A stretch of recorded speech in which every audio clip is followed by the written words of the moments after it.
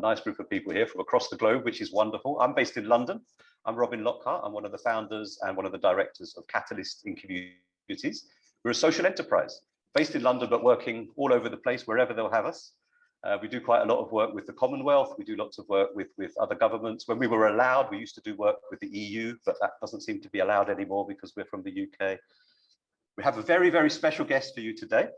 But before we start to talk to you about our guest, I'd like to introduce you to my co-host, Casey Kulani, who's coming to us live from South Africa.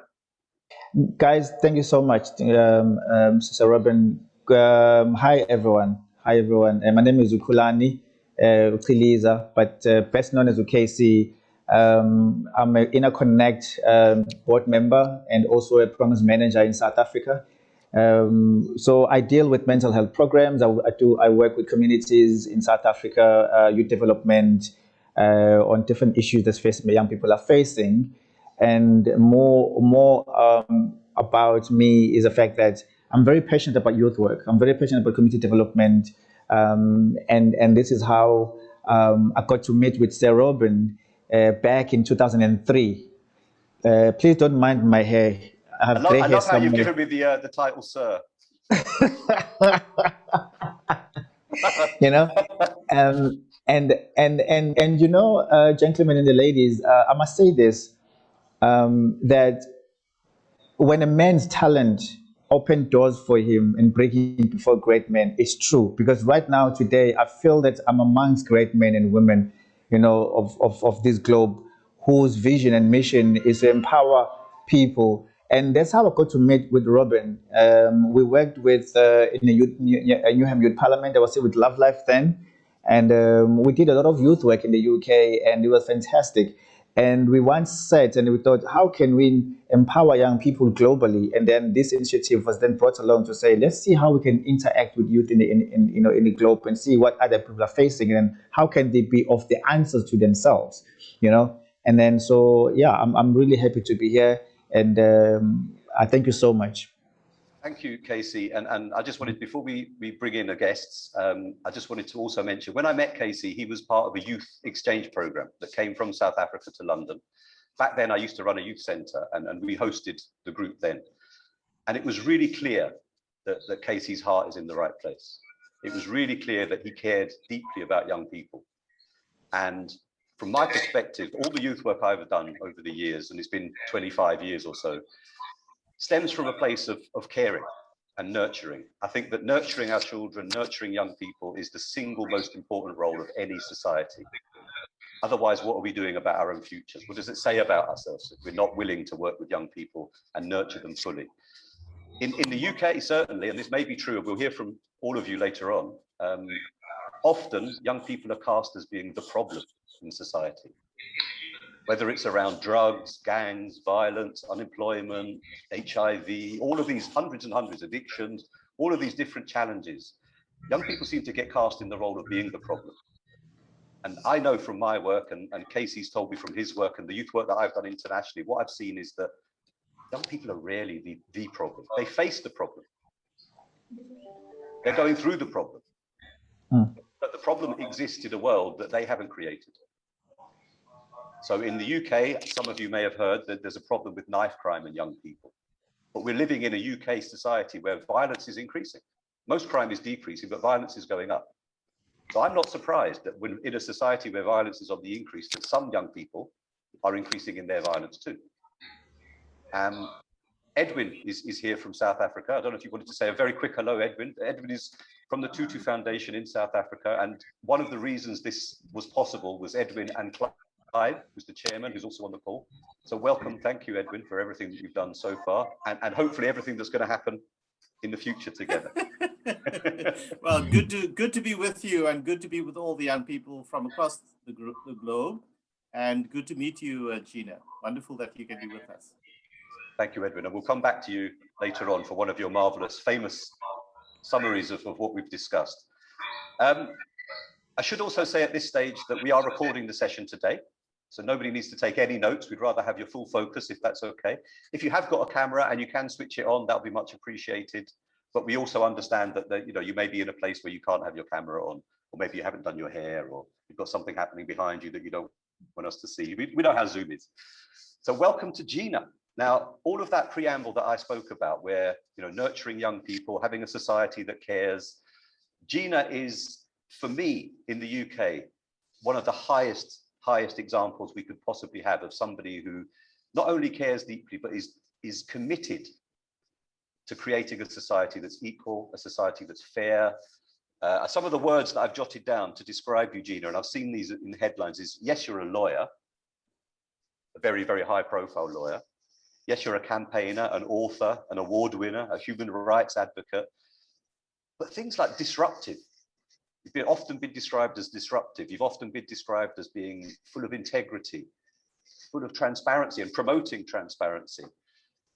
Some of the stuff that Gina has done, and I'd love you to explain in your own words a little bit, Gina, but for those who are not from the UK, Gina took the UK government to court. She's created constitutional improvements. She's an advocate for corporate social responsibility, civic responsibility. And it's a pleasure and a privilege to have you with us here, Gina. So thank you. I'll hand over to you.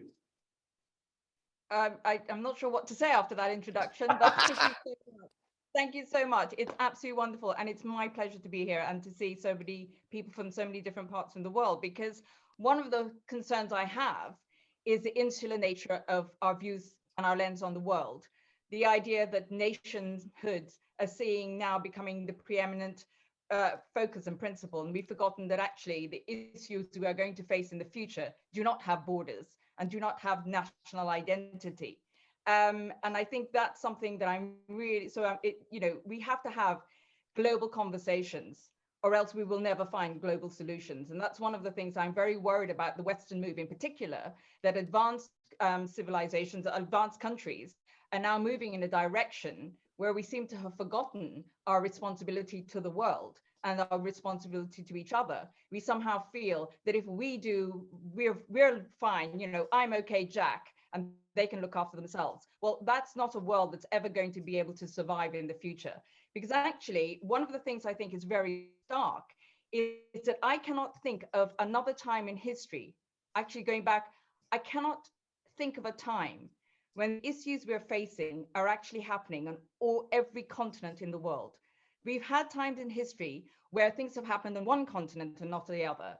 But I can't remember a time, I cannot think of a time where every single continent in the world is facing exponential challenges. This is something I don't think we have ever seen. And if we then close the door and hide in a bunker called nation, how do we ever confront those problems? I don't think we can do that. And yet that is the political direction of travel. And I think a lot of that comes from fear, actually. I think those who have been in positions of powers, our institutions, our institutional mindsets are now frightened of not just the issues that are facing them, but their mindset that actually is afraid of the change that we need to do. Because in the back of their minds, they're protecting themselves and they see somehow change and solutions and bringing on board everybody so that we can build each other up as somehow going to dent them. There's this mindset that if we help, you know, if we advance one group, then somebody else suffers. Rather than understanding, actually, when we put a hand out and we help each other up, we all move together. So I think, you know, there's a lot of fear in this. But I want to go back to your courage to heal, which I thought was really interesting, because my life, just tell you a tiny bit, I came from what was British Guiana in South America. And I was very fortunate to grow up. I think I consider myself to be one of the most fortunate people because of the needs of the parents I grew up at. My father was somebody who turned out to be Attorney General, but for him, law and justice they were not words in a book. Law did not live in books. It was about each other. Justice was something that was alive and we lived every day. And we had an influence on every day from the minute we get up to the minute we go to bed. We can do something about justice. We can do something about how people live their lives. We can do something about the laws and the human rights that judge us all. It was not something static in a book. And I think I learned that from a very, very early age. My mother, on the other hand, I think she was an eco warrior before the word was even invented. And one of her really strong messages were, You never know what will happen tomorrow. And if you are suffering, you want somebody else to reach out and help you. So whilst you are not the person on the floor, you have to look down at the floor and help those who are there. So it was that idea that nothing was for granted. And I think those were two incredibly strong lessons. But I think now where we are, I do worry about having children and my children's generations and the young people in this call, because I think the foundations, the stability that we walk on is built on values and principles that hold them steady. And we have been, as we've gone through globally, this idea of trickle down economics and us moving towards consumerism, we've forgotten to look after those foundations that keep society stable. We forgot to look after, and this is my generation, this is for the older ones on this call. I think we forgot to look after the underpinnings of society. Our institutions, our education is one that I think we forgot the value of.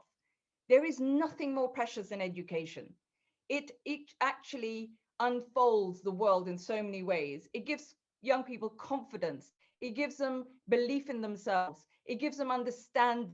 It can combat hatred. It's the best investment you could ever make is education. And I think we forgot to really understand that. We put so much effort into economics or looking after security. You know, education is an afterthought. I do not believe that. I think we have to be much better at how we educate. And I'm not talking about teaching young people to learn or I'm talking about teaching young people to think, because education is about opening up your minds, opening up hearts. It's about exploration. It is not about telling somebody they're wrong or right, or telling them that they've got this score or not. We've also, I think, in education, as we've become advanced societies, somehow thought that education is about assessment. It's about marks. It's not. It's about opening up the world. And it's actually about failing and getting things wrong. It's about courage. Education is about giving young people the courage to try, to take risks, to believe that they can make a difference. And there's some of the things I think we failed to do. But also alone, that's quite often when people talk about courage, they talk about being fearless. I am absolutely not fearless. I am fearful. And when you are fearful, you care. When you are fearful, you worry. Your heart hurts. Your stomach hurts when you see things around you. And I think you have to be fearful. We have to be fearful, not fearless, because when we're fearless, we take too many risks. We don't think about the long-term solutions. So I'm not a great fan of the word fearless. And I think words also, along with education, language and words are very important, because I think we're also now living in an age, especially with the internet and social media, where weaponizing language is the thing that's hurting us as we move forwards. So we have to also educate our young people to see beyond the 3 seconds, the 3 clicks, the 3-minute judgments that social media is actually engendering, because we forget to what I say is I have a different three rule is that I want you to listen for 3 minutes when you meet somebody, because you have no idea where they are, what they feel, what they're hurting, what their story is. We're so quick to judge in an internet social media world. We're being taught, young people are being taught to judge too quickly. So I have the 3-minute rule. Let us give ourselves the time and the space to know somebody, to listen, not just to speak first, but to listen. Three minutes. Remember, it's really, really important. Because the other thing about threes you'll find in social media and in consumerism is the whole 3-word slogans. Anywhere around the world at the moment, nearly everything is about 3 words. You cannot condense an issue into 3 words. You cannot fight for a better future in 3 words. We cannot make progress in 3 words. We have to get better at giving ourselves space to think and to feel. And then the other thing I'd say is that from my experience is when you decide that you want to be an activist, when you decide you want to be somebody who makes a difference, I would really urge people, young people on this call, to spend some time thinking about you.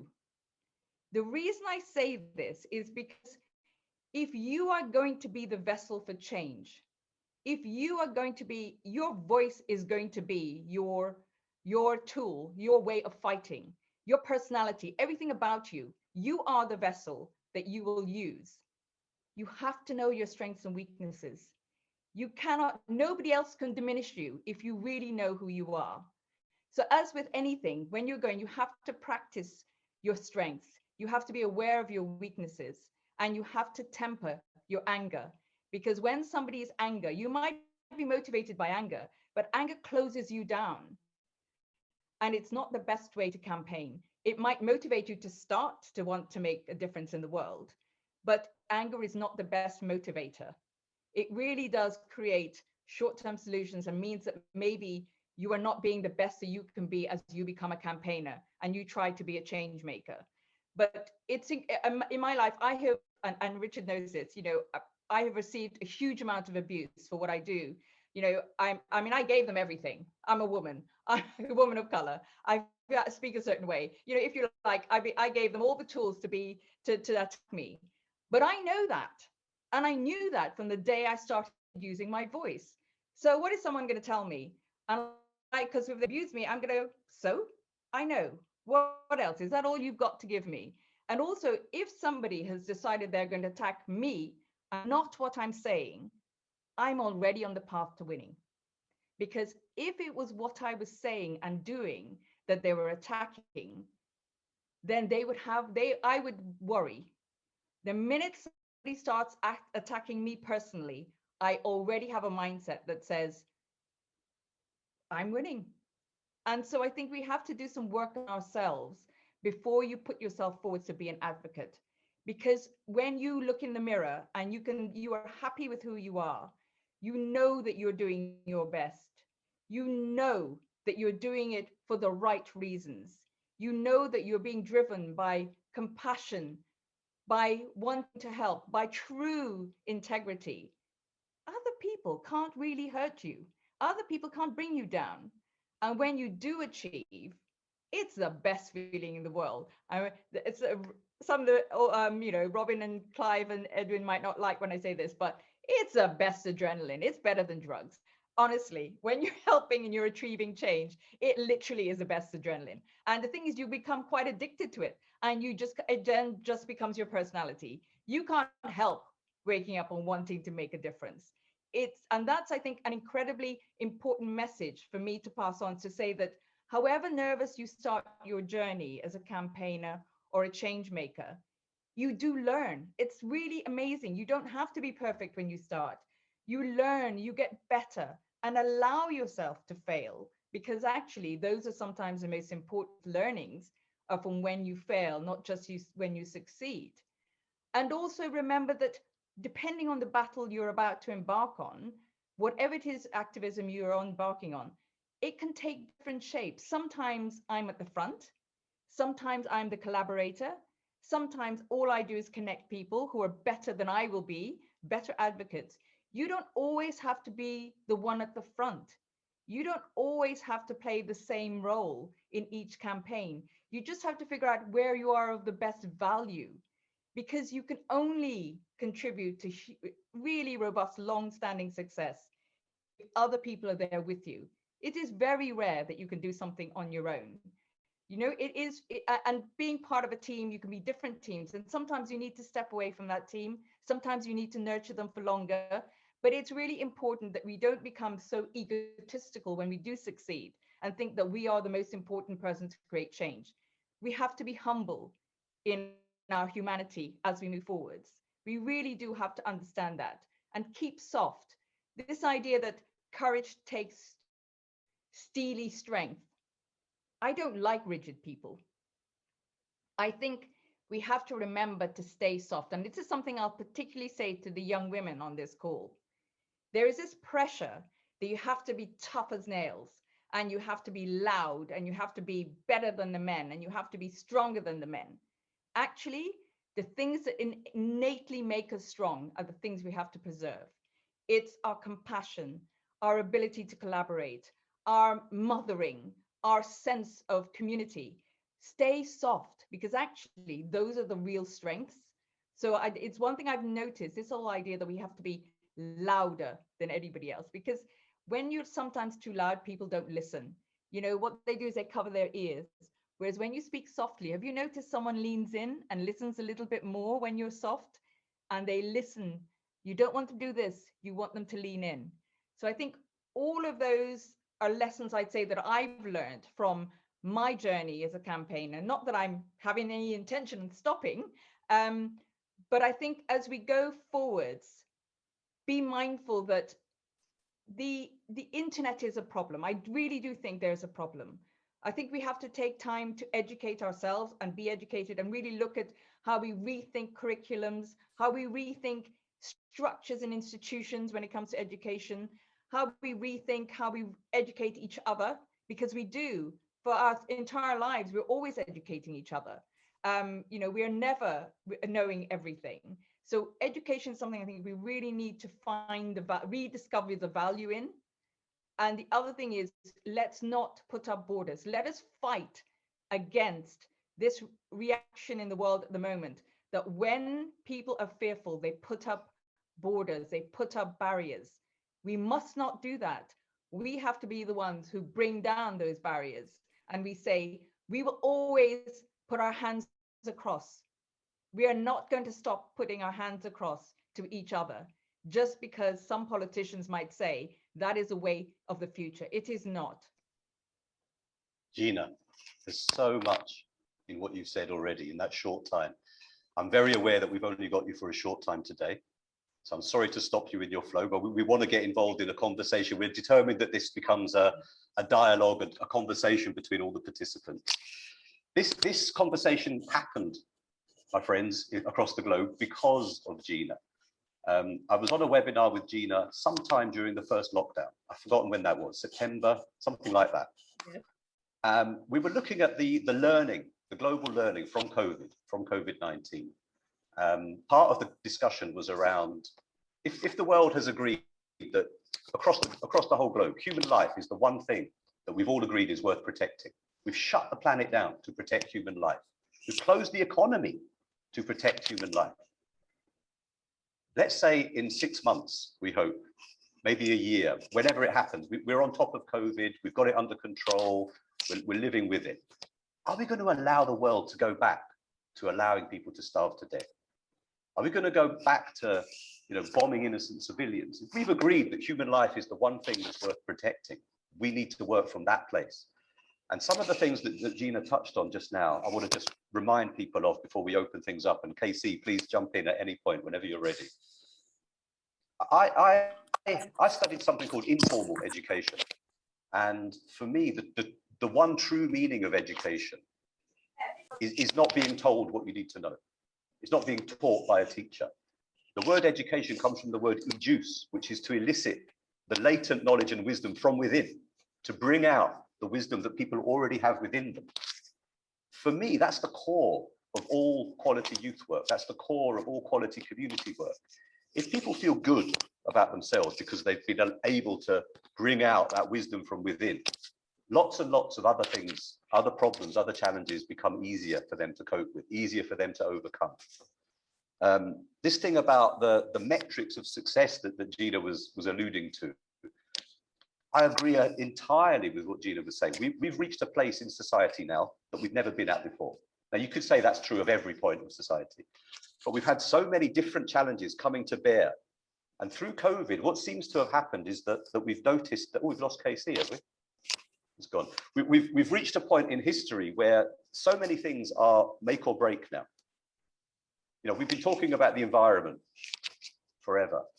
We're now in a point where we have to do something about it. What's come up through COVID in the UK certainly is that the education system is no longer fit for purpose. Children sitting in rows being spoken at is not how children learn best anymore. Maybe they never learned like that in the first place. But we've switched. We've used technology to try to enhance that process. People are still looking at spreadsheets for a metric of success. If something makes money, then it's successful. If something makes money, then it's good. Those metrics no longer seem to be applicable. We've reached a point in history where we need to start to look at how do we go into a future that we want? How do we build a world that is not just sustainable for everybody, but actually comfortable? for everybody. We have enough food, we have enough water, we have enough money. What we need is to develop this will to share it. Sorry, Gina. Robin, can I jump in on there? Because I think with my sort of business head on, my sort of economics, my investment head on, whenever we've seen a recession or a problem in big, be it the 1920s or, World War, we have two paths, don't we? We have a choice in where we go.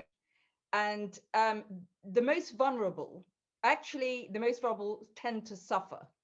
And what I'm already seeing that's worrying me is that I think there's two conversations going on at the moment about what a better world will look like. There's one ideology, which is basically is that we have somehow, if people have, it's okay that people died with, it's not okay, but there's this sort of underlying narrative that it's the people with underlying diseases who died. It's the people who were elderly who died. It was, it was the people who have a certain lifestyle in a garden, they were okay, but others didn't. And the mental, there is a worrying narrative on the quiet happening that actually was a way, and I'm going to put it in this bluntest terms, is that we cleared out society. Somebody actually told me that on a much more right-wing ideology, that actually this was meant to happen, that somehow fatalistically we are in a good place because we were too overpopulated, we're environmentally, yes, we were. There is another narrative, because the problem is when a voice is created, it can be filled with many different voices. And then the other side, so you've got people who, like me, I mean, I was talking about a bottom, triple line in commerce since 1996, the idea that profit sits between people and planet. And at the time, people laughed at me and thought, I was called a mum and papa's business, that those sorts of businesses would never succeed. Well, now we're talking about it. But actually, in my world, in ESG and the whole idea of how we talk about sustainability is also being hijacked by people who are masking the data, because actually what they're doing is they're putting a nice shiny label on something, but fundamentally things aren't changing. And this whole knee-jerk reaction that we're going to go to, for example, in the UK and in the West, or actually in all countries, we're suddenly going to go to fully electric cars. Actually, have you seen the damage that a battery in an electric car does to the environment compared to, what the rest of the planet does? It's about 6 times worse. Then you talk about, we're going to go to hybrid working, and suddenly we're going to be in the world of just Zooming and emails. Think about the servers sitting in Nevada, sitting around the world, and they're owned 24/7, 365 days a year. They're doing more damage to our planet, actually us going to work in a car. So we've got knee-jerk reactions because there's a political cowardice happening. G7 was all about rhetoric. They didn't really actually say anything that was fundamentally innovative or inspiring. I do worry about this, Robin, because I think again, going back to to what I said about, we're seeing issues in all the continents in the world.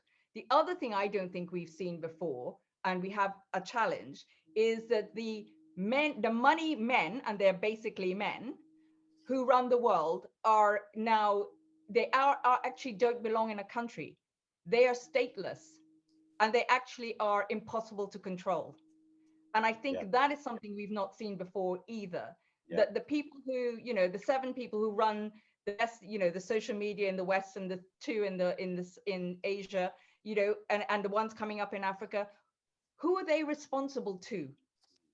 How do we keep a check on what happens with the money that's going to happen in the world going forward? So I think we have real challenges, and I think that it's going to have to come. I've come to the conclusion now.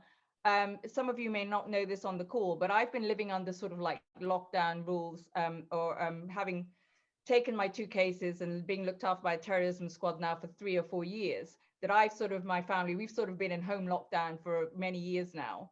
And so I've had time to think about things. And I do think I've come to the conclusion that we also have a political class who do not put countries or people first. I think they put themselves first, and they are professional political classes. And because of that, I think real change is going to have to come from us. I really do think we're moving towards a time where we're going to have civic courage. You talk about courage to heal.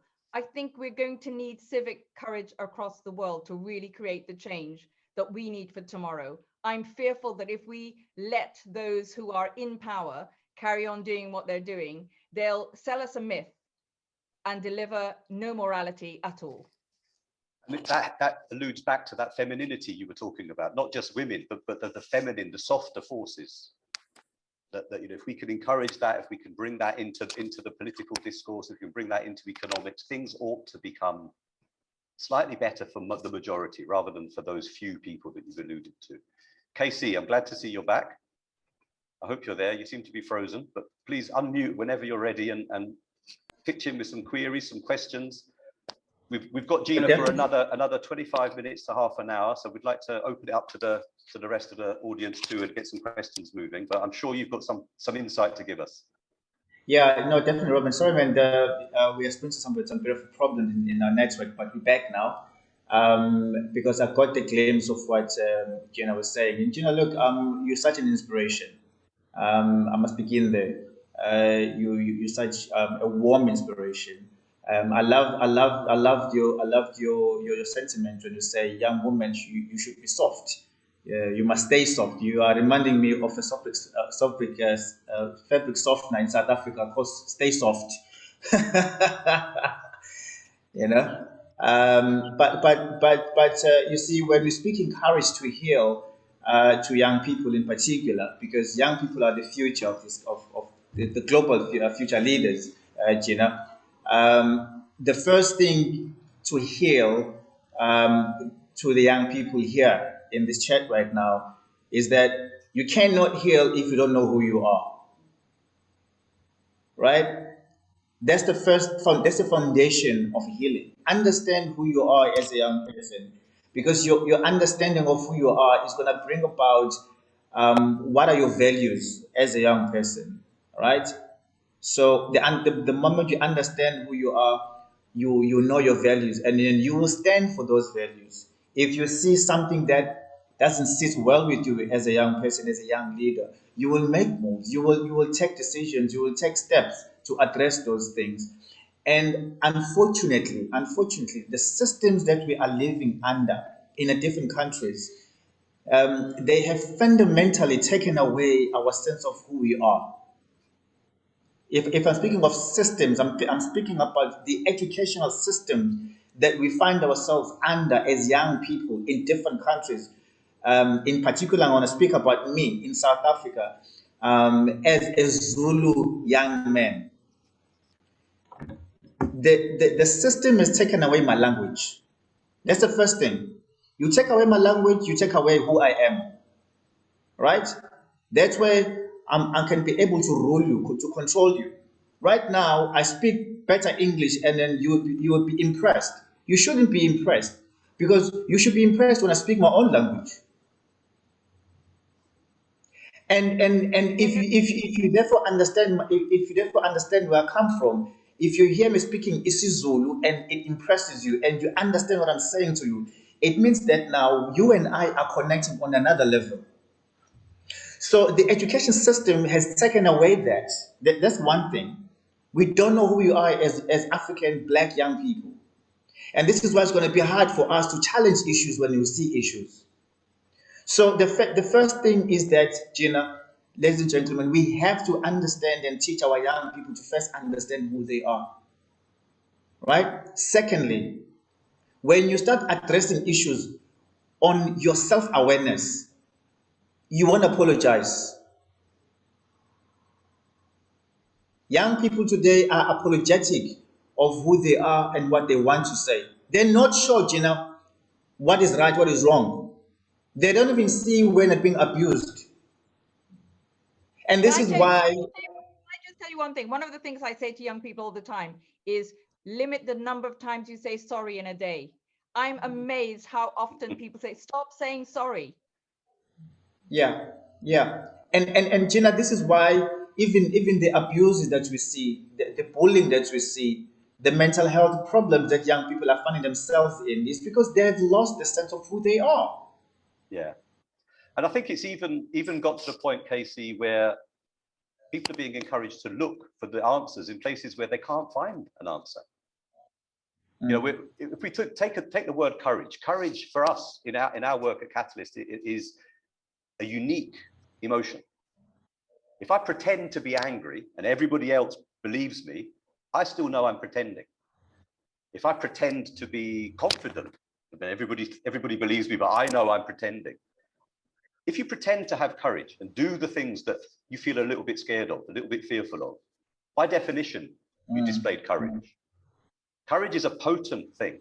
And you know, we, from everything that Gina has said, everything that Casey has said, everything that we've been discussing for the last few years, Casey, everything that we are asked to address through youth work, it takes courage. It takes courage. Now, we're always, sorry. I was going to say what Casey said is really, really important. I want to come back and revisit and just emphasize it. With some of the work I've done in the UK with some of the ex-gang, charities, is because young people are looking for a home. They're desperately wanting to sense of who they are. And so they're drawn towards these cultures because they feel no sense of identity. But it is also, Casey, it was a deliberate move to take away people's identity, to make homogenous, because then when people have pride, if you don't have pride and they don't have confidence, it's easier to manipulate people. So this has actually been I think, a deliberate political move around the world to strip people of their identity, to strip them of their confidence, to strip them of their pride. And I really do think we have to, and even now, I hear people say, oh, but then if you emphasize too many differences in our population, especially in the UK, our multicultural population, you create divisions. Well, that's nonsense. I'm sorry, but people know the things that make them the same. They absolutely know their humanity because they can be proud. But that is a political narrative that is untrue. But it percolates most conversations I have with politicians.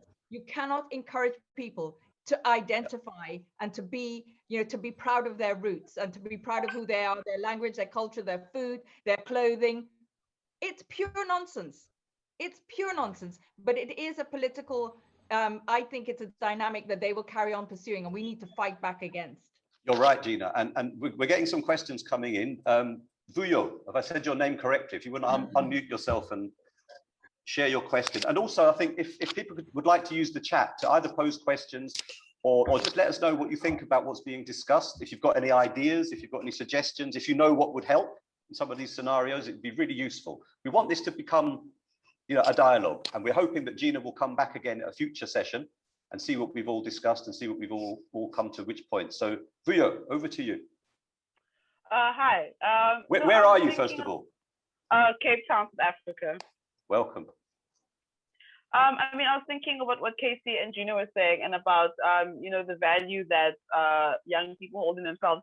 And I was thinking, I guess, because part of the internet generation and all that. But I think, from what I see with people I have with interactions on the internet, is that it's often you're taught to devalue who you are when you're with someone face to face. Like on the internet, it's just a space for people to sort of go crazy about their passions and for them to talk about the things that they want to be talking about and share the opinions that they want to talk about. But that's when their face isn't there. And I just think that with young people, I think the reason why there's maybe say with youth crime is an increase is because there's such a stark difference between who they are, let's say online, or on the who they are online and who they have to be out of there. And that comes from, I think, various places, various expectations forced upon them. Because, like you said, there are so many things going wrong, and it seems like the youngest, the most, let's say, robust generation has to be the one to blame for it. So it's like they're constantly holding a lot of weight, and that just, I think, cause something to break eventually, and eventually your value just disappears in that mix because it doesn't know where to ground itself. Gina, what do you think? I think it's really interesting of what's happening online. I do think people have two personalities because we're social animals. And when we see each other and we can judge their eye, a movement, a flicker, we read each other in a very different way than we do when we're online. And I think when we read people in real life, we might be a little bit more fearful in a way. We don't have as when you're online, you don't have as many filters, do you really? Because and that works both ways, actually. It can make people more cautious, but it can make a lot of people much more aggressive.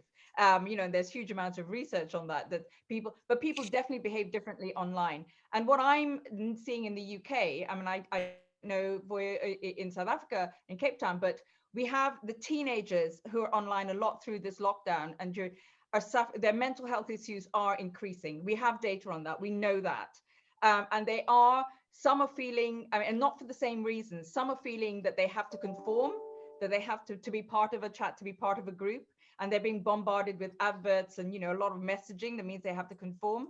Others are finding a space to research and to do good things, if you like, and to find their own, more about themselves, but they are behaving differently online. And others are closing off and actually don't want to see people. And that's the group I'm most worried about, the ones who think that they can live their lives virtually and actually escape. Because mental health, we're social animals. We need to touch, we need to hug, we need to smile, we need to laugh, we need to hear each other's voices, not through a microphone, but in real life. And so I worry about the mental health of young people when we do go back to that. But it come back to the point of confidence. We have to, I mean, I tell children all the time, but it's not just also up to young people. I do think it's also up to parents. I think we've forgotten the role of parenting. You know, we are so blessed, parents, we are so blessed in being able to form and nurture a future mind and heart and soul.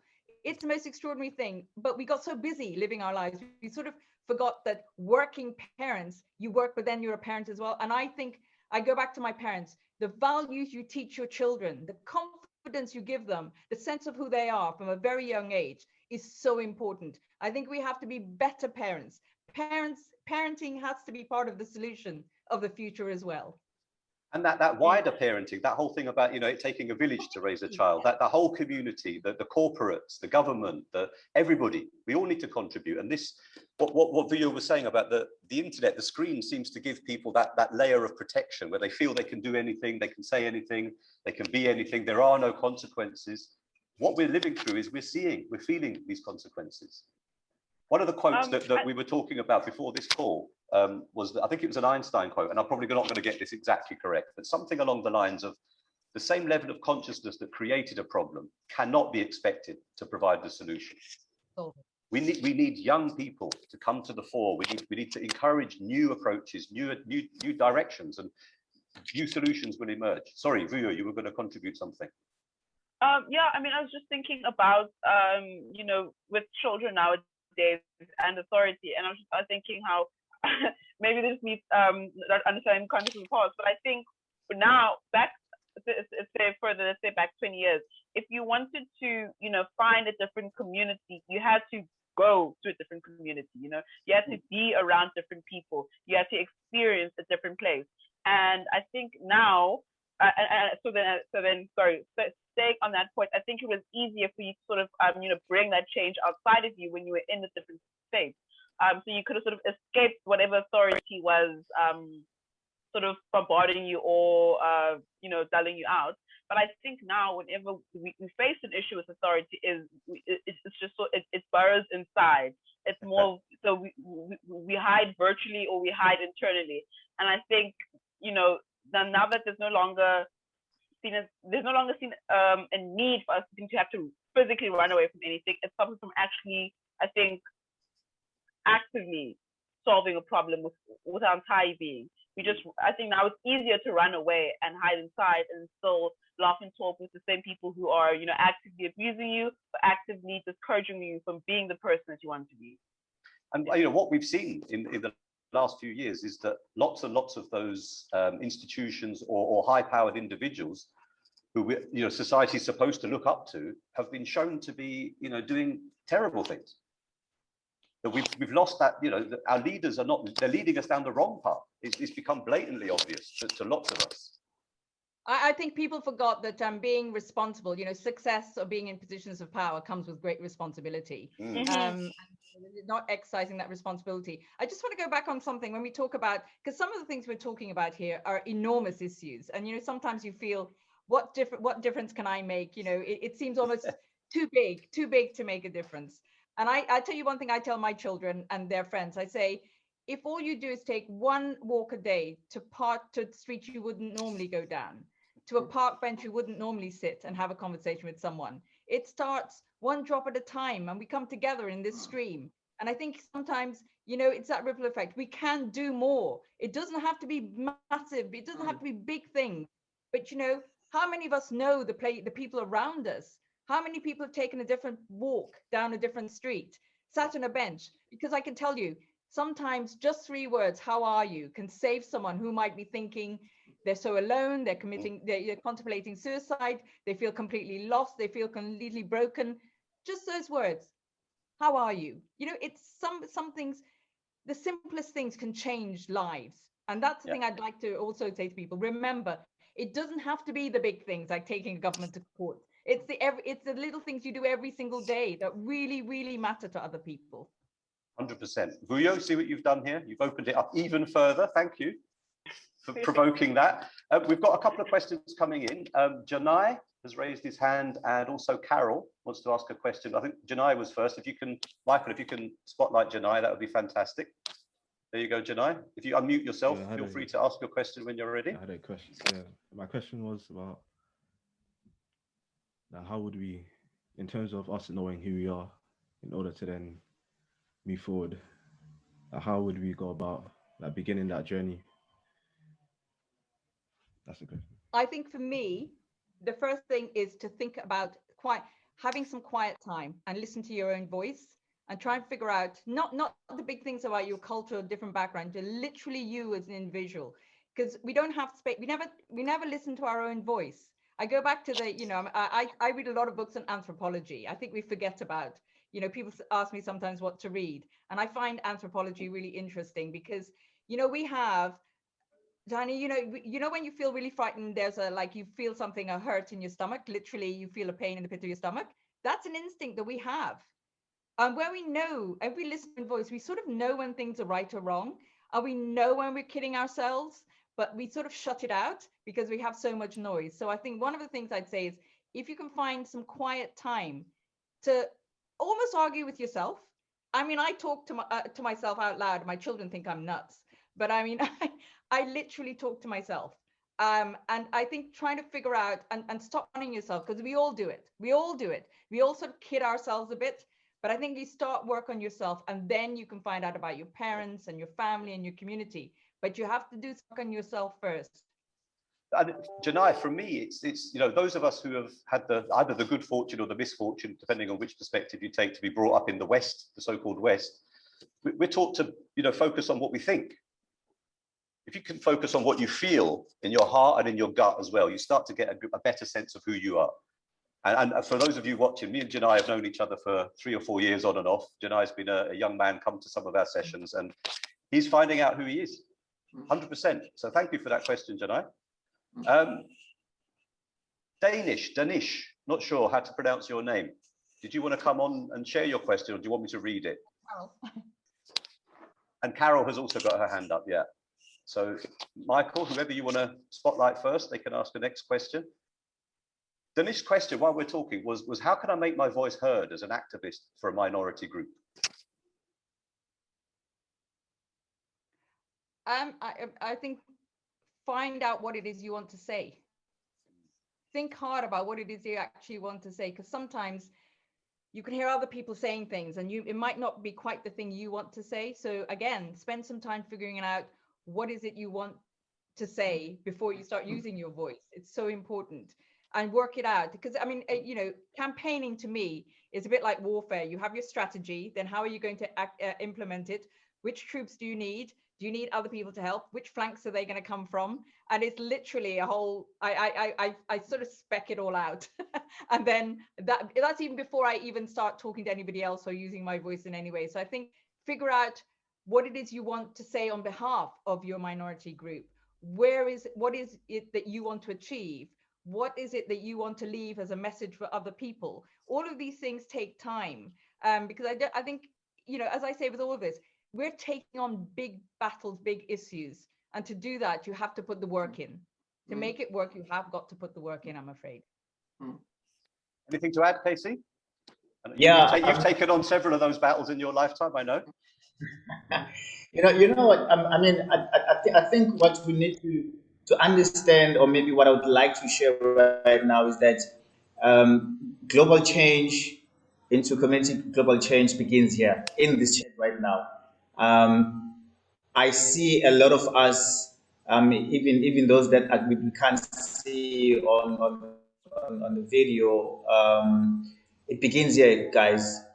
Say something now, right? Even if you feel it's something that if you feel maybe something that it doesn't make sense, for the fact that you are here right now, say something right now, because the coaching of understanding what you want to say, voicing out what you want to say, begins now.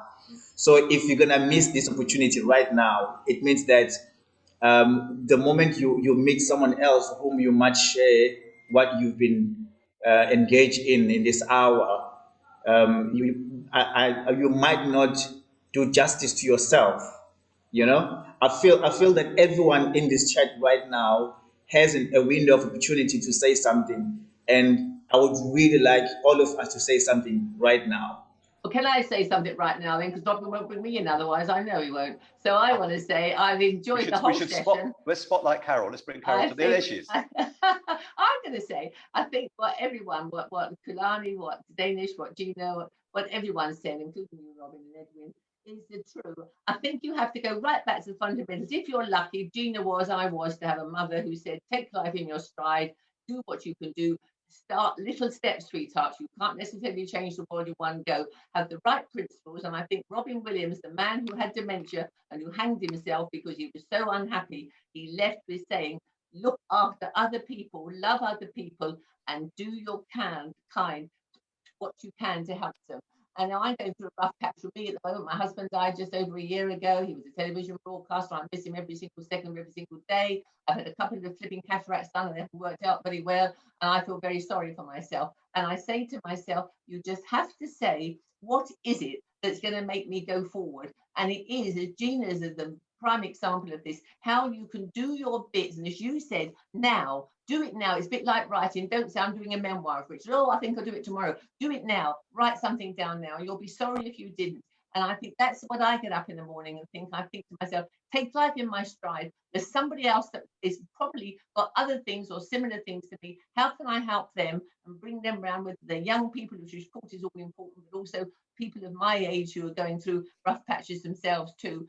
And you come away and you think, well, I feel better for that. So you feel better for it. The world will be better for it if we all do it, as you say, in our own ways. And I think we need the people of the larger vision, like yourselves, like what we're doing now, like the Tutu Foundation, to make sure these little steps, as we've all said, make a big, big difference. They really, really do. And the whole business about if someone smiles at you. I bought a woman a present at Christmas who had got everything as far as I'm concerned. She rang me up and she burst into tears and said, you're the only person that sent me everything because everybody thought I'd got everything.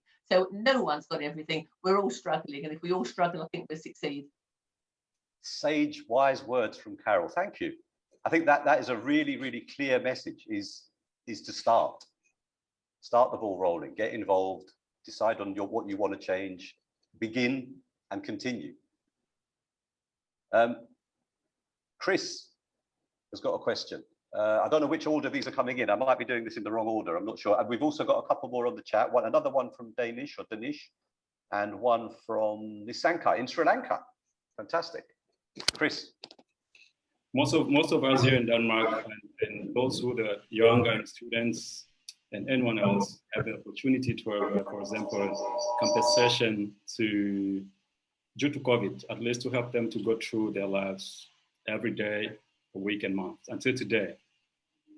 But what I'm thinking of is our other brothers and sisters in African countries or third world countries where they don't have such thing as compensations or anything else to help them after they've maybe fired from their works according to COVID, or maybe they never had any employment before COVID. I would like to ask you if you could share your thoughts and inspiration to them who are listening to us today.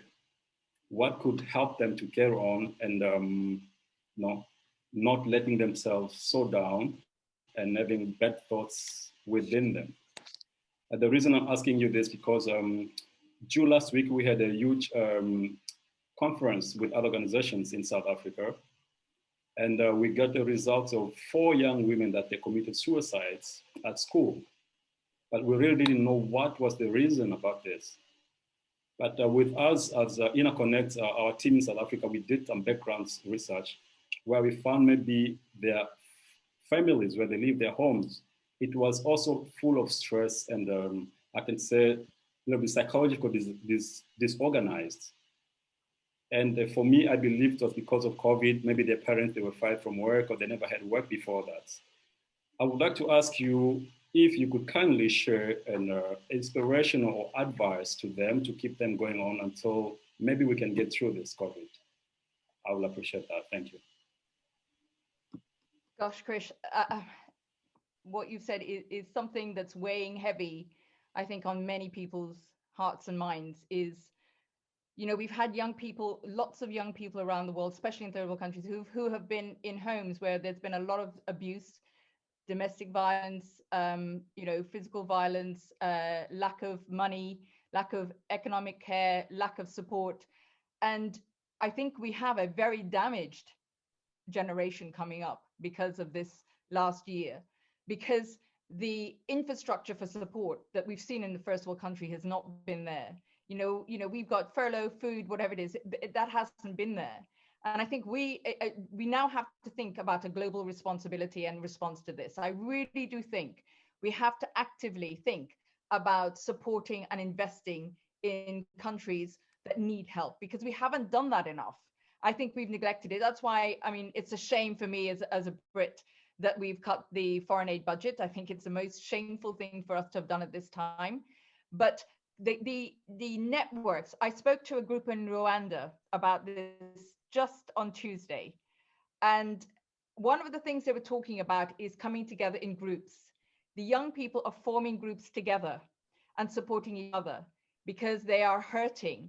And they don't, what they were telling me is that they're ashamed. Some of them are ashamed to explain how there's a real sort of sense of pride that you don't show your weakness and your pain. And so some of them are afraid, some are in pain, some are even frightened about being shipped off to different members of the family in different parts of the country. So what they're doing is they're coming together in little groups. And I think that's where them suffering alone will lead to desperate actions. And I think that's the only thing I learned from listening to them, is the fact that they have to lean on each other. They have to get inspiration from each other. They have to get strength from each other. You cannot go through this. And they have to acknowledge as well that there is no shame. There is no shame in suffering at the moment, because COVID has ruined lives. It's ruined communities. It's ruined support networks that were already fragile. So might cling to each other and get through. But that's on a very personal level, but on a much bigger level than that, on a governmental level, we have got to come together and support. We are going to have to come. The first one, I mean, and our politicians haven't even got to, you know, they're still talking about what we have to do is keep our people safe, and misunderstanding that actually you have to keep the world safe. It's not just your country, you have to keep the world safe. And this whole idea that it's all about money, it's not about money. But you know, Chris, it was such a big question, but honestly, hold on to each other. Care is the core of this, isn't it? I think it alludes to something you mentioned in the very beginning of this call, Gina, about how people are not really taught how to learn. People are not really taught what emotions are. They're not really taught where they come from, why we have them, what they're for, how we can learn to work with them. You know, in all of this, there's always learning. I tell you an interesting thing about that, Robin, is that I think, you know, emotional intelligence is something that we really haven't had enough conversations about. Yeah. But I'll tell you a little story, which is something just to take away. And maybe, Chris, this is something that I find really instructional for me, and I'm learning all the time, is that, so my eldest daughter has special needs. She's 33, but her mental age is 5 or 6. But she has enormous amount of emotional intelligence. And I say to her, and I try and say to people, she has different abilities. Her ability to care, to empathize, to go and sit in a school with people who have special needs and it will bring, they know how to empathize. Like, honestly, we have to engage and realize that how we judge people, that what they contribute to society is completely skewed and wrong. I mean, back in my culture, I'm part Peruvian, you know, the goddesses of the sun would have in today's society been seen as having special needs because they were seen as having heightened sight and being closer to God because they could see and feel in a different way than the rest of the people did. So I think we have to also, in part of this new learning and new education, is about learning about our language. When we talk about intelligence IQ, we talk about EQ more. We talk about different abilities. We judge each other in a slightly different way. But it's the most extraordinary thing to see somebody who has just lives and breathes compassion every day because of her different abilities, because she's not socialized like us. And I think again, you will learn to go and learn from different people. Yeah, be open to that learning. What an amazing message. I think, Gina, we've taken you over the allotted time that you gave us. I could listen to you. I could listen to you all day, every day. I've got no idea how on earth Edwin is going to summarize this conversation so far. Before we bring in Edwin, just to draw things to a close, I don't know whether you've got some final words or Casey has a final question. We've also got some more questions coming through on the chat. I've noticed another one from Danish and another one from Sri as well. So we'll come to those as soon as we can. Over to you, Gina. Can I just leave with one thought? When I said about to Chris about holding on to each other and drawing strength, it's also about protecting each other.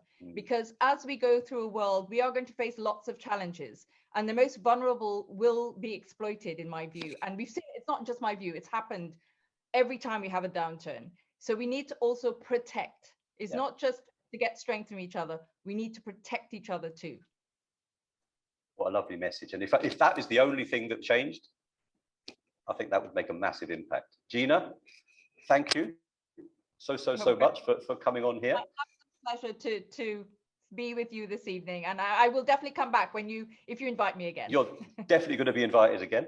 You don't need to leave unless you have to leave. If you want to stay around and join in with the rest of the questions and stay for as long as you're able to. My second son's just finished GCSEs, and so I think we're going to do a little bit of a celebration. Yay. Brilliant. Thank you so much. Bye, everyone. Have a lovely evening. Thank you so much. And yeah, congratulate your son for us too. Bye. Take care. Thank you. Thank you, Gina. Bye-bye. Wow. Edwin, how on earth do you summarize that?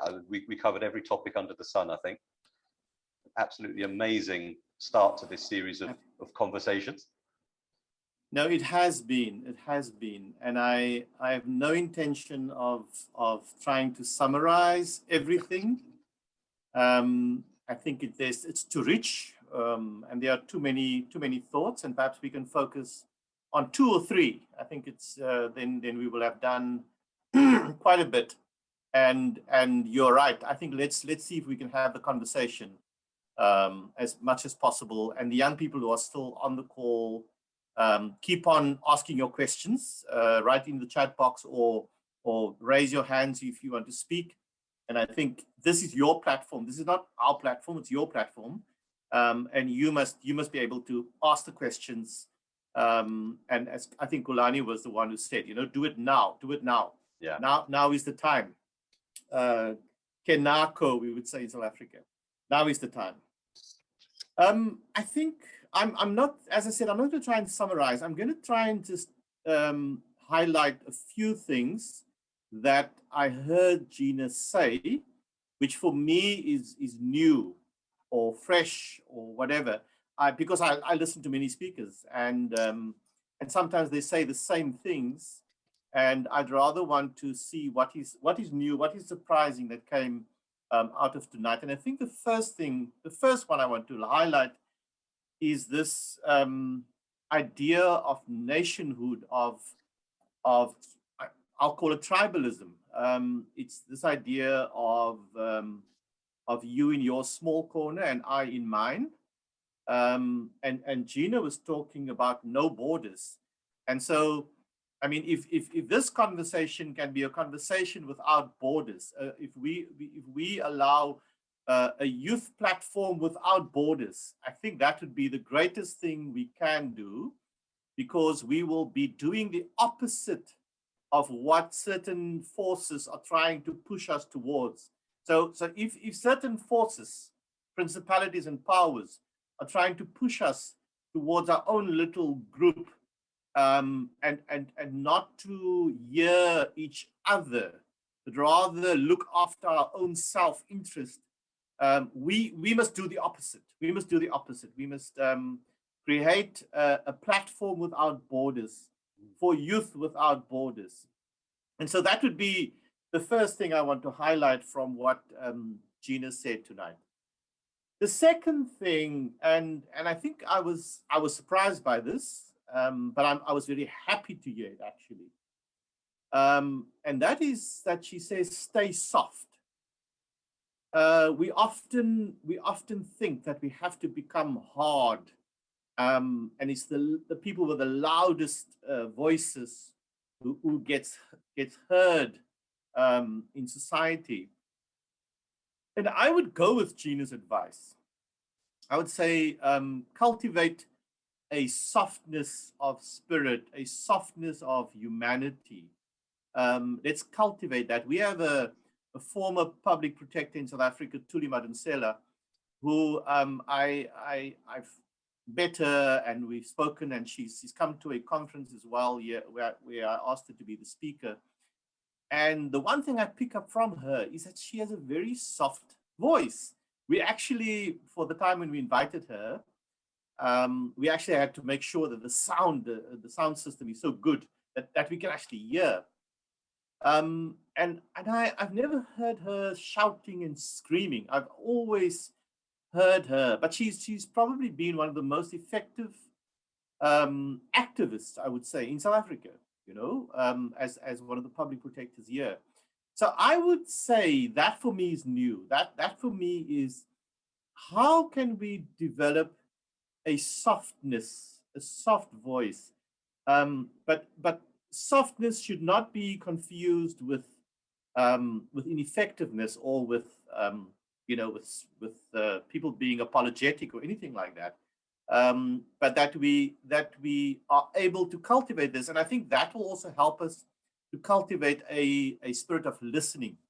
And that would be the next thing I would want to say, is that we probably need more listeners in the world, people who can really, really listen, not only to the words, but also to what is not being said. Listen between the lines. I think that's a skill, and we actually have to develop that skill so that we can get to the new thing. Otherwise, we are on the same path, on the same trajectory. We fall into this. She spoke about a homogenous thing. We fall into that, into a certain hegemony even. And when we begin to do that, then everyone, I mean, we'll get to Dietrich Bonhoeffer during the Second World War. Bonhoeffer was shocked at the way people spoke in slogans.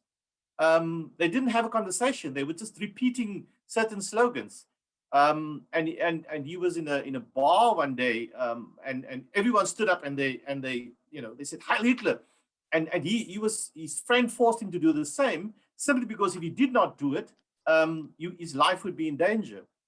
And I think that's it's the danger of this homogeneous society.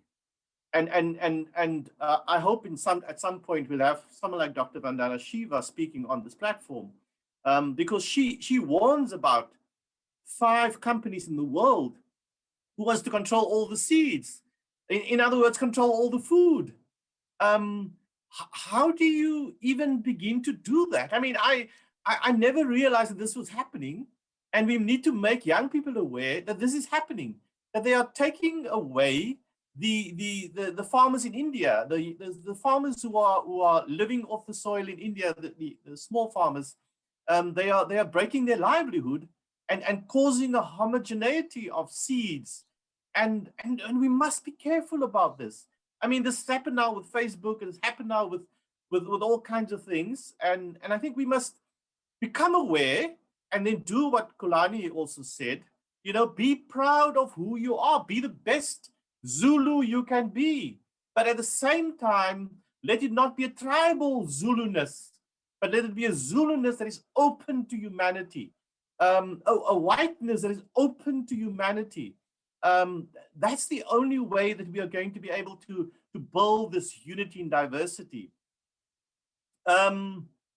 There's several other things that he said, and I think I can go on forever, but I think let me stop there for the moment, and hear some more questions, and then I think we can talk again. Thanks, Edwin. I love the points that you've highlighted. This othering, this otherness, this division that's been driven between human beings. Sometimes because of nation states that are just lines drawn on a map. We can't see those nations. They don't really exist. When you look at them from space, it's just a planet. The thing about listening, I think, is it Stephen Covey said that some people listen with the intention of responding, right? Not with the intention of actually understanding. We always talk in youth work about how you need to listen with your eyes as well as your ears. You have to listen for everything that isn't said, because sometimes they're the things that are the most important. Now we have some questions. Danish, I wish your microphone was working. You're coming up with some wonderful questions in the chat. There's also a question from Sri. I don't know if Sri would like to come forward and ask your question. How is your signal? Is it okay? If you're still there, I can't tell whether you're there. Sri has come to the screen now.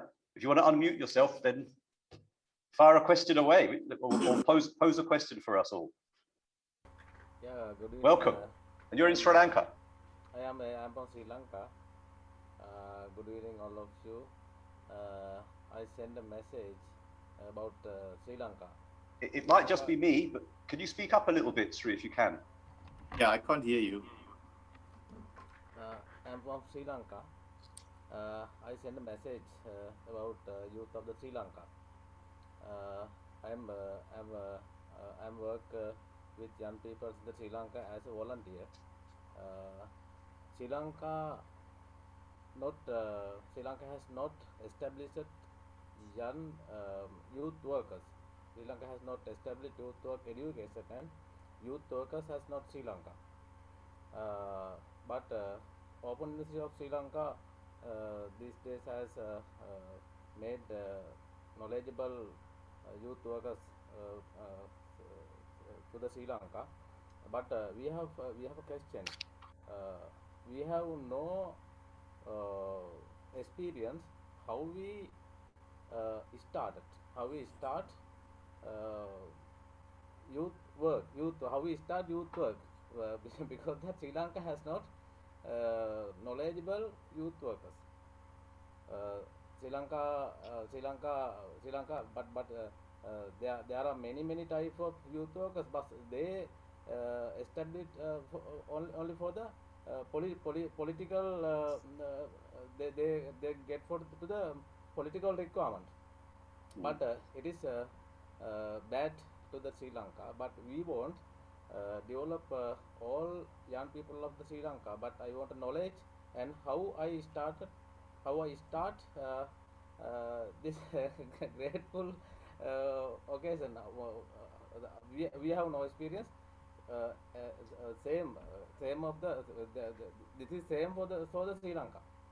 For I want to say that Sri Lanka has not youth policy, but it's established on 2040 by our Dr. Santa Abesing of the Open Sri Lanka. But only that. But only that. But it also not support from the government. We have no support from the politicians of the Sri Lanka. But only us. But we work something to the young development of the young generation for the next generation. But we have no experience. But we follow some knowledgeable person and many type of proposals and internet use projects proposals and many criteria given from the internet, and we ask many things from the our Dr. Santa Besing. But I want I want your experience how we start it without help from the government. But I think what you're asking, I think, is probably a question that everybody has been through at the beginning. And the words of Gina are echoing in my mind about how starting is the biggest thing. yes, To but begin and continue. Develop your expertise. You know, I can't advise you on the way that you should be doing things in Sri Lanka. I don't know your society. I don't know your young people that you're working with, but I know that you care about them. That's become clear through your question. If you have that care within your heart to begin with, whatever you do, you'll make the right choice. It will come to the right place. Don't give up. Engage with us. Come in, get involved in some conversations. KC, I know, has got something to add to this. KC has been a youth worker since he became a youth. I'm the old youth. Yeah, look, I think the one of the critical things that we need to sort of look at when we are engaging with the communities and our young people, I think we have to network ourselves with people who think and behave the way that we do, right? I think that's the first thing, so that you can get courage to address most of the issues that you feel that need to be addressed in your own country. And let me tell you something. Um, the narrative of youth work, or the narrative of addressing issues in our society, will have to change now. We are in the 21st century, ladies and gentlemen. We have to change. Right now, we cannot take tires and throw stones for us to be heard as a people. That time is gone. If somebody says, let's go ban the library so that the government can hear us, that person needs to be changed. That person, there's something that we need to change with their minds, right? Right now, guys, we have to empower young people to sit around like we're doing right now, right? To empower young people to say, if you want to change something about something, sit down, strategize, understand what you want to address or to put across, right? Number two, the world leaders are now getting a new opportunity to listen to us as young people in a different way. Guys, I'm going to be honest. We are inviting them to the solution right now. We are sending them emails and Zoom link to the world leaders now to say, listen, we are sending you a Zoom link for a meeting on Friday. This is the agenda. One item. We want change as young people. Period. We're tired of throwing stones into the van. We're tired of burning the road. We're tired of making noise in the street. Can we talk? I think makes sense to you to say maybe let's bring our young people on platforms like these ones.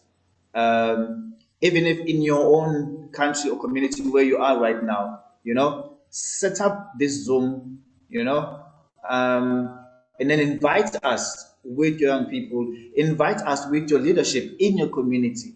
They're gonna respect us. They're gonna listen to us because now we're not challenging them publicly. And you must remember that people who are in leadership, they are arrogant. They're very arrogant. They don't want to be challenged publicly. So we're now offering them an opportunity to be listened privately so that they can come publicly and say, well, we've been listening to young people. Yeah, thank you. On the chat, Danish is saying wonderful, wise words from you, Kulani. Thank you. Edwin, what would you like to share with Sri? Sri's gone now, but did you want to pitch in with anything, Edwin? Oh, you're muted. You're muted. I was going to say the same thing, that you and I in Kulani do not know the context in Sri Lanka. It's the young people of Sri Lanka get together and knowing what they know about their context, begin to listen to each other, first of all. Gina was saying protect each other, and that's correct. Protect one another, build each other up, affirm each other. We need more affirmation of young people. We often, I think, Robin, you said earlier on the amount of negative talk that there is about young people. And I'm personally also quite tired of that. Young people, for me, young people have always led, always. And young people and students. It doesn't matter what the issue is across the world. Today, young people are leading around climate change. That's what young people are doing. They're leading around the most important issue.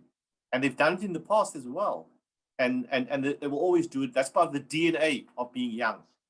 And it's important that we support young people, that we affirm young people, that we nurture young people, that we build them up, and that we allow and create safe spaces for young people to have these kind of courageous conversations. That's what we need to do. There's a wonderful term that we sometimes use, is the term deliberative democracy. Gina was saying that a lot of what's happened is very deliberate, and she's quite correct. You know, there's a deliberateness about all the wealth being sucked up into smaller and smaller circles. There's a very deliberate strategy happening there. We have no choice but to do the opposite. We have no choice but to develop a deliberate strategy. Let's call it a deliberative democracy, where we deliberate about what the way forward is, and build such a democracy where young people's voices are actually being heard, and not only heard, but also taken seriously. And it's not just about having a space at the table, it's about having a voice at the table. It's having a vote at the table. It's when they are there and they're able to effect the change that we require. And yeah, we must stop second guessing that. We must begin to actually give young people. I speak as someone who come from that tradition. I was an 18-year-old when I became the president of an organization in the Western Cape. And I became a target for the apartheid police. You know, until one morning at 4 o'clock in the morning, they came to fetch me at my house and put me in prison as a young person. Now, apparently the thought was that if we can take some of them out of society, then the rest of the society will be fearful, and we can continue with our system. Well, the opposite happened. My mother, who was not an activist, became an activist because her son was sitting in prison. And the rest of the family, you know, also began to rally around that.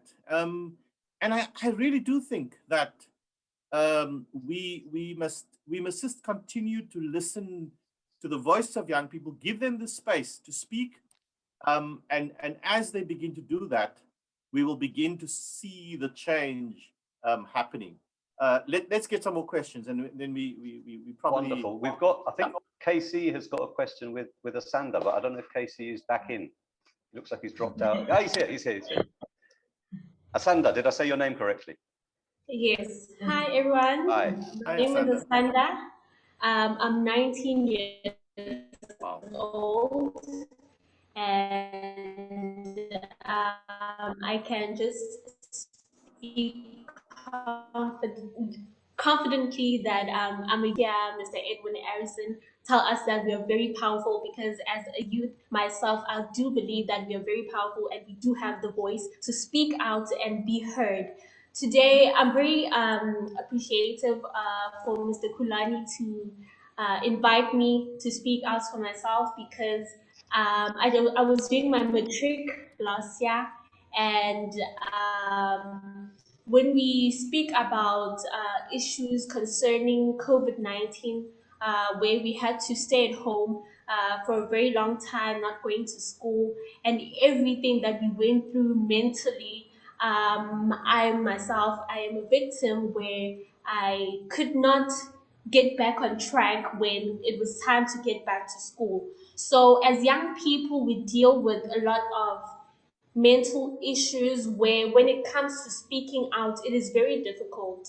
So, and I've had cases where at my previous school, we've had young learners go through cases where they can't speak out and they can't voice out their problems because they feel like there is no one who can give them that platform to feel safe, or if maybe that person might not understand where they're coming from. So, being in this platform where we are working on giving young people a platform where they can feel safe and they can feel like they are being heard, and they trust and believe that they can speak out without having to feel like, no, this is a stranger, I'm not going to trust this person, how can you help me? We can make them believe and make them have that sense of hope that they can get through anything that they go through, you see. So, the one thing that I always say when it comes to helping young the youth is that we have to know what do they want for their lives. For myself, if I have to deal with anything that maybe can make me like not motivated, or trying to keep myself going and trusting that I have to keep on going whether I'm facing any issues.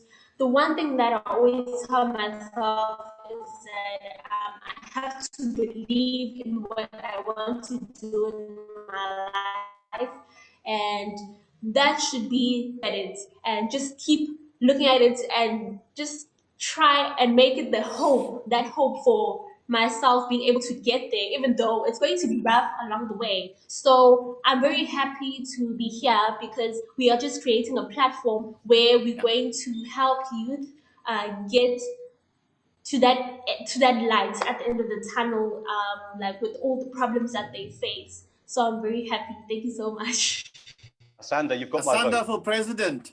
Asanda for president. You got my vote straight away. I mean, what you're essentially saying is that you know, yes, you might be able to learn something from us elders, but we can learn from you. We need to learn from you guys. We need new ideas. We need new discussions. And one of the comments that's been coming through, I think it was Danish again, was talking about how do we create more global citizens. You know, my answer to that is that we need every aspect of the globe to contribute. I can't tell somebody in Durban how to be a global citizen. Your perspective is different to mine.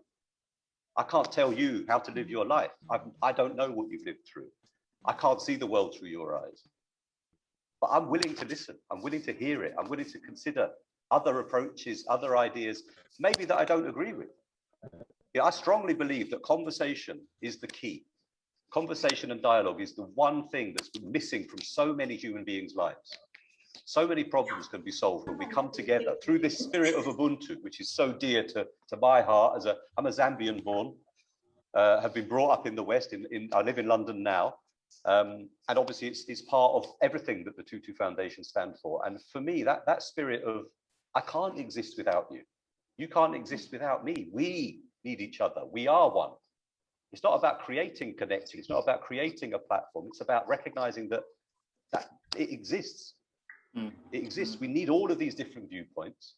And from dialogue, from community, from conversation, from being included, having some shared identity, I strongly believe, I more than believe, I know that that's how we progress out of problematic situations. For me, it's the only way. Yeah. And I mean, listening to Asanda and listening to Gina, one of the things that I think, and I'm more than happy to do this, is for us men to get out of the way, actually. Because it is time that women take leadership on the African continent. I have absolutely no doubt in my mind that the future leadership of this continent, I mean, the current leadership, the current political leadership, the current economic leadership on this continent is corrupt. It needs to come to an end.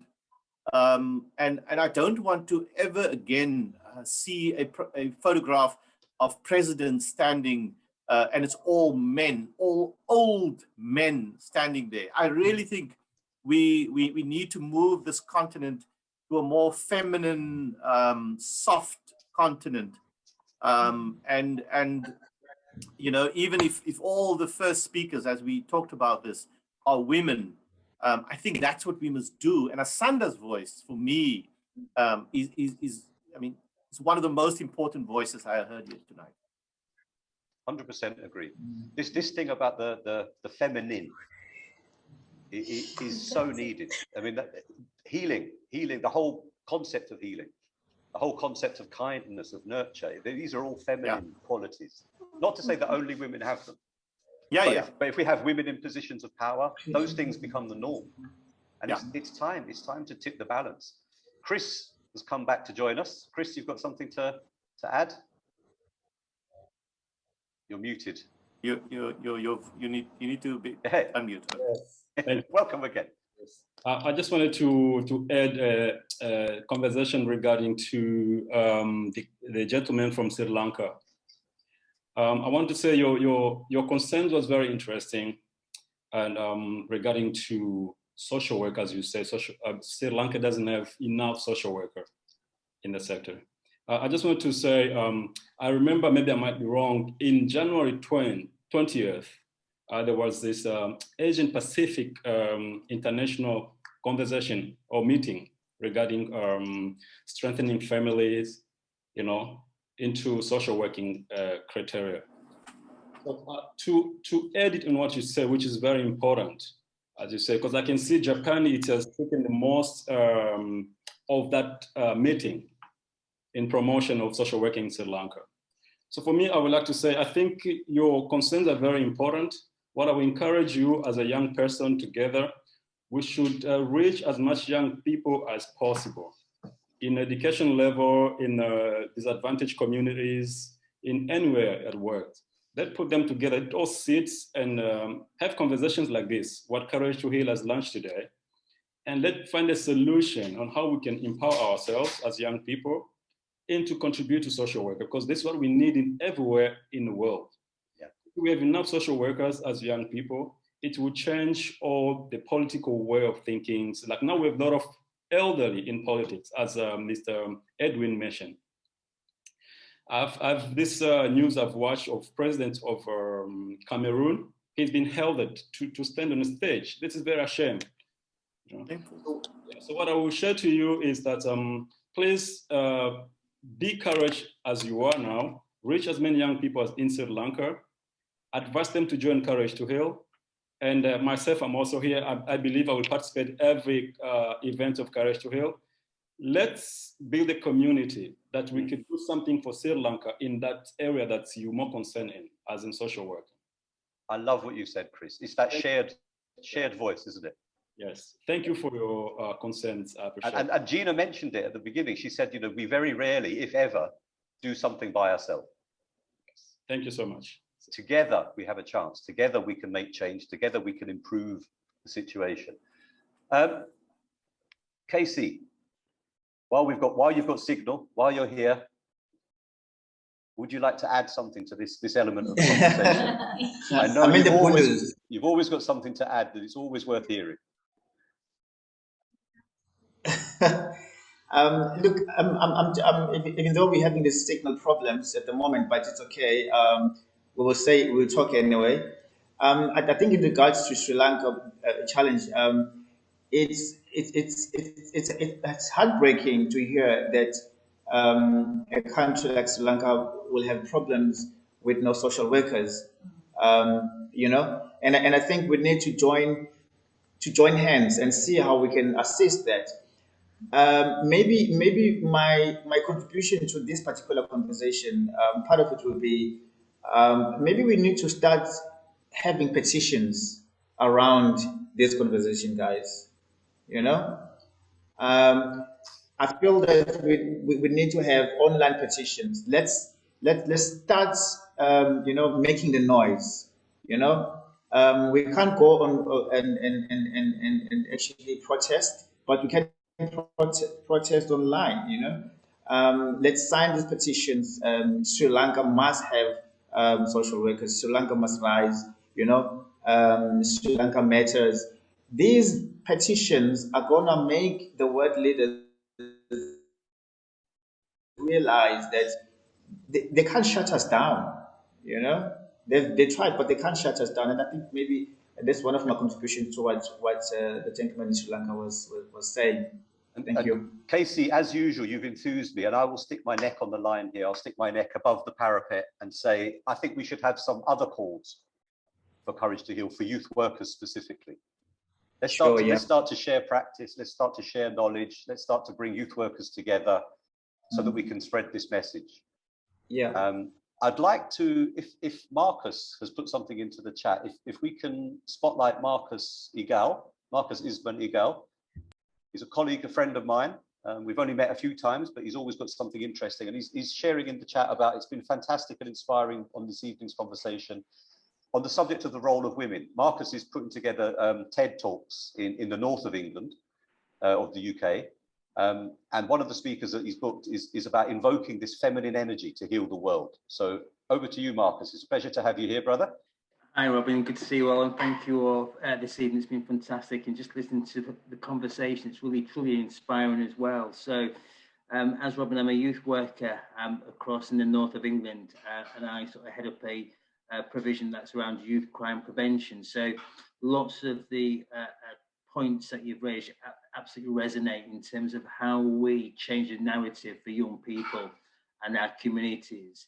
And for me, it's all about collective impact, and it's an approach that Robin and I have been working on for some time, along with other sort of partners. So it's that sort of notion of working together with those solutions. We can create the conditions for success, and it's different in every country. But one of the things that resonated was about the role of women within the work that we do as well, and it's one of these sort of timely, sort of universal, sort of mystical way of bringing things together, where one of our speakers that we've been auditioning is talking about invoking the energy of women to heal the world. And we only sort of auditioned it a couple of weeks ago, and it's fascinating. It touches on the points that we're making here as well.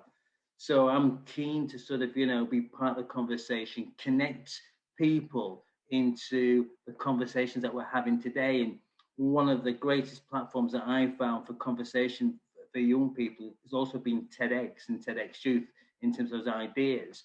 So it's something that at some point, with Robin's support and perhaps Clive and other people as well, is to bring this global conversation by using TEDx as well, and starting a sort of a movement that challenges our sort of governments and our organizations to think differently, to have those courageous conversations with us, and without sort of preconditions. It's about that open conversation, looking at how we collectively can make those changes for young people and communities right across the globe. So I'm pleased to be part of the conversation. Thank you for inviting me. I'm enjoying the conversation. Marcus, it's a pleasure to have you here. And what you've spoken about there is, as you know, close to my heart.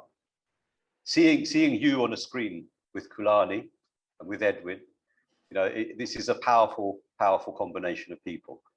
I think that as I've said throughout today, conversation, dialogue is a starting point. We don't have to agree about everything. And I would like to have some world leaders on these calls. I'd like to have some people with some vastly different views on these calls, because through me understanding a little bit more about how they think, them understanding a little bit more about how I think, and sharing these ideas, we can meet somewhere in the middle.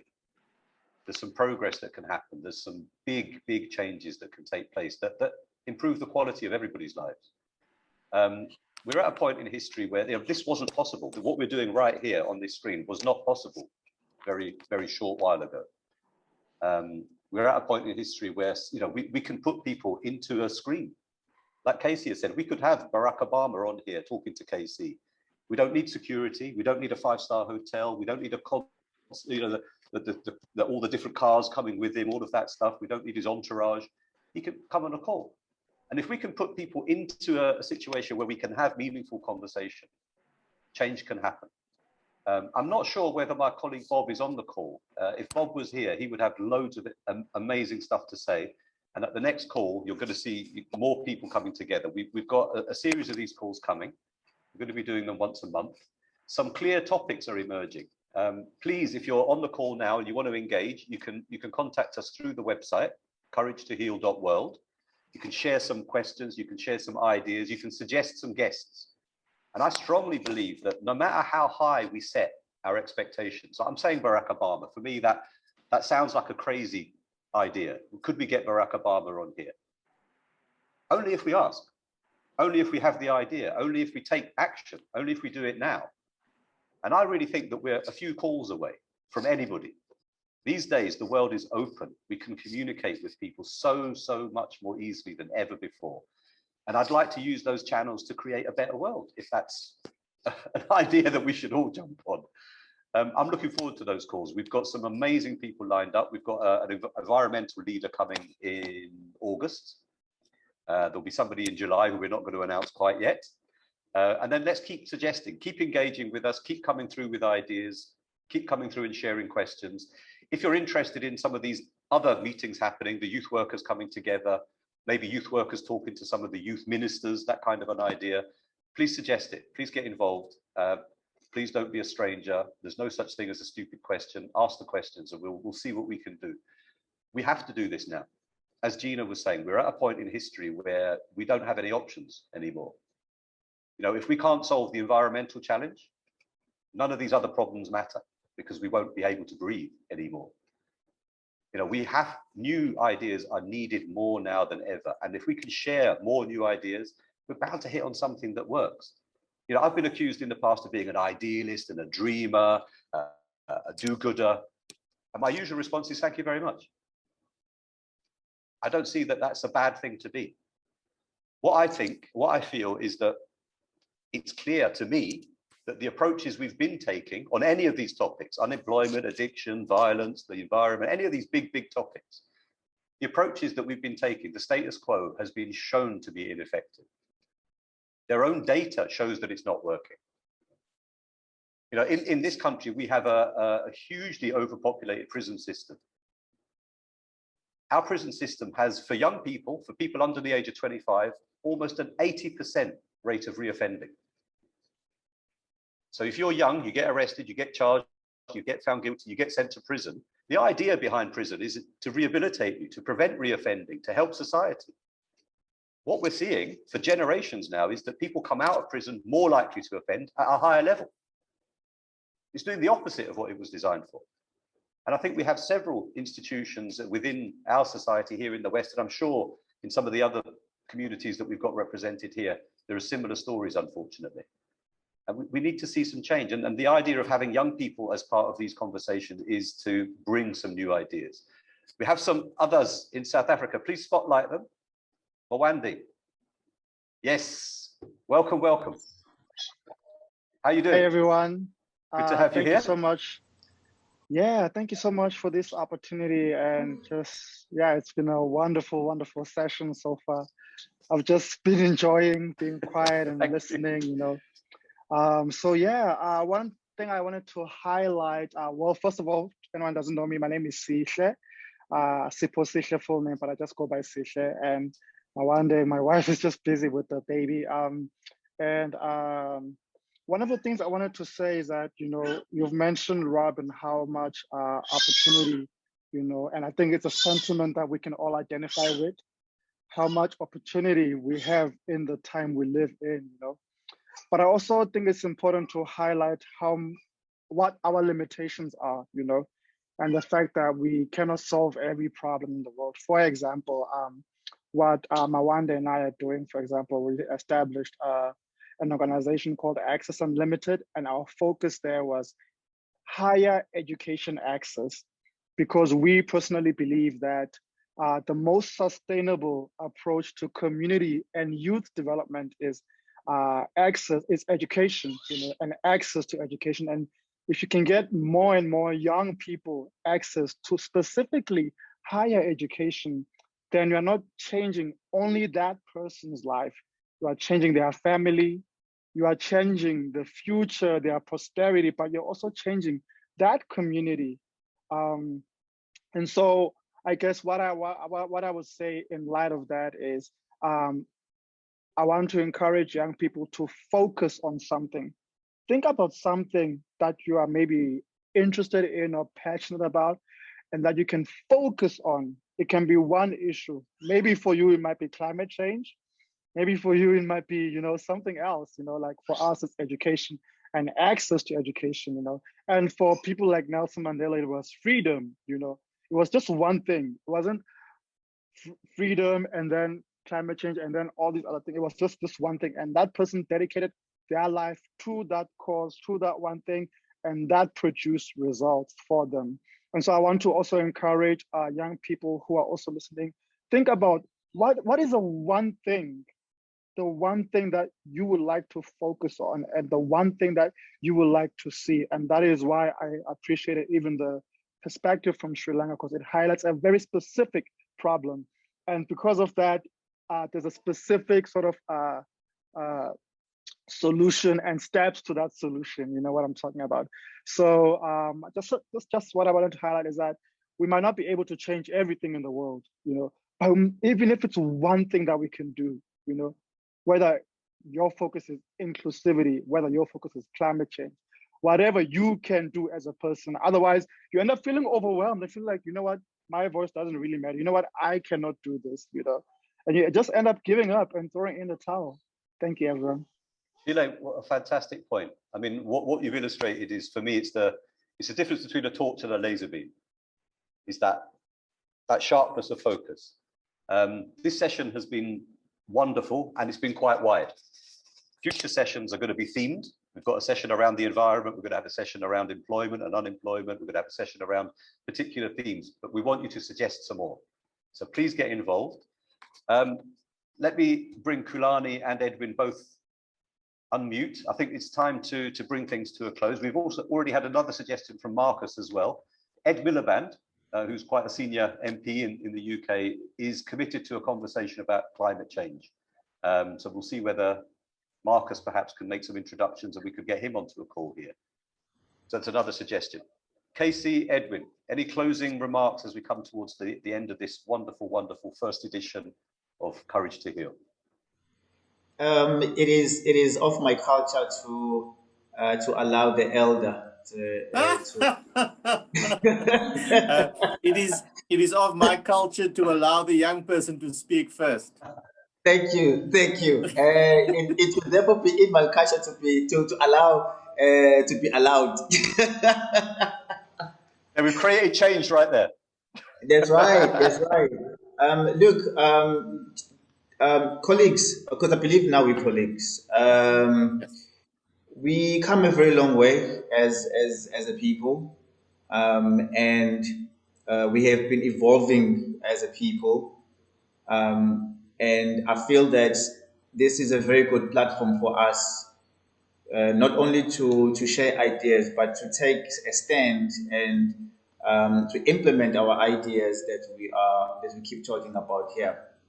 My parting short is, let this be not just a talk. That's what I would like to say. Thank you. Thank you, Casey. Man of action, always has been, always will be. Yes. Yeah. Maybe I should end with a story. Mm. And it's a story that Bishop Tutu tells about himself. Bishop Tutu says, remember, he tells us about himself. He says Desmond Tutu dies and he arrives at the pearly gates. And he knocks on the pearly gates and St. Peter opens. And St. Peter says to him, "Who are you?" And Tutu says to him, you should know who I am. I'm Desmond Tutu from South Africa. You should know me. Go check in your book. My name will be there. So Peter says, okay, just wait. And he goes to check in the book. He comes back. He says to him, your name is not in the book, unfortunately. You have to go to the other place. And so Tutu goes off. About 2 hours later, there's a huge noise at the pearly gates. And so St. Peter goes to check now what's happening outside.